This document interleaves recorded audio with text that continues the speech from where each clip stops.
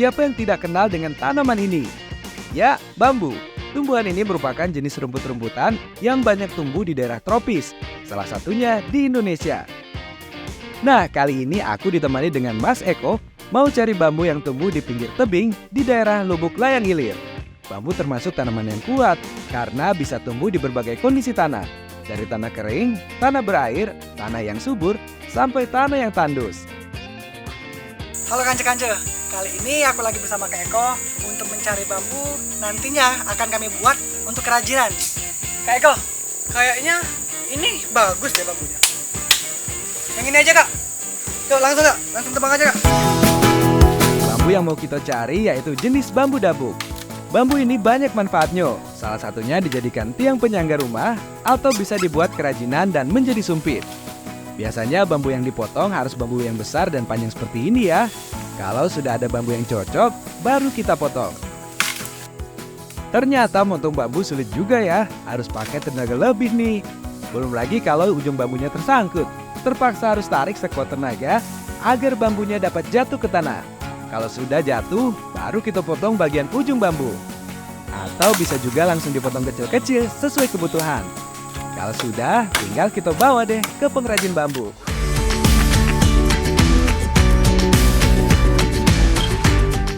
Bambu yang tadi kita potong biasanya dijadikan bahan bangunan ataupun sumpit.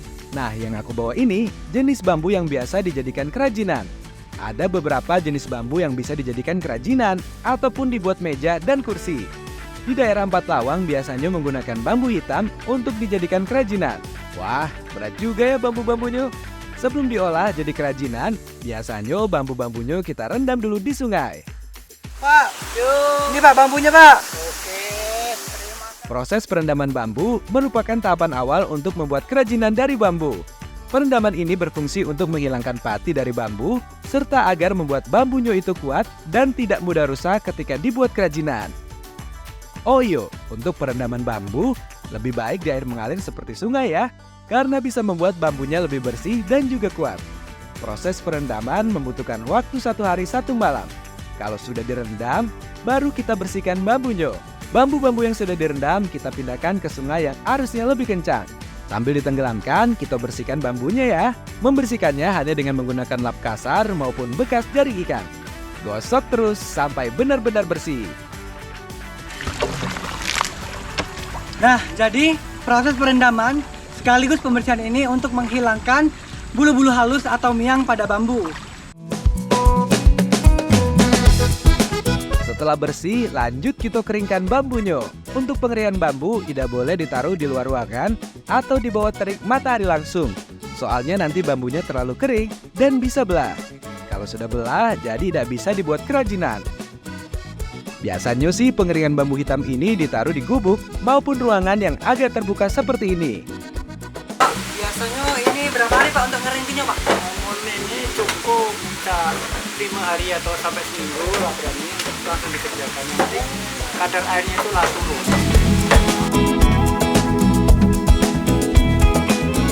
Setelah kering, barulah bambu ini dipotong. Dipotongnya jangan asal ya, harus sesuai dengan ruas-ruas yang ada di bambu. Kalau bambunya sudah dipotong kecil seperti ini, baru kita tempel dengan gambar atau desain yang diinginkan. Setelah gambarnya ditempel di bambu, baru kita pahat menggunakan alat pahat. Alat pahat ini juga biasanya digunakan untuk memahat kayu. Aduh, ternyata susahnya memahat bambu. Harus konsentrasi penuh nih. Kalau salah dikit, bisa hancur bambunya. Susah banget ini Pak.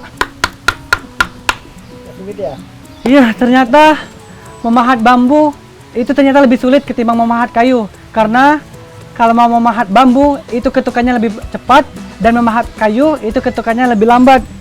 Tapi saya tidak mau menyerah. Saya mau coba lagi, Pak. Oke, Iya.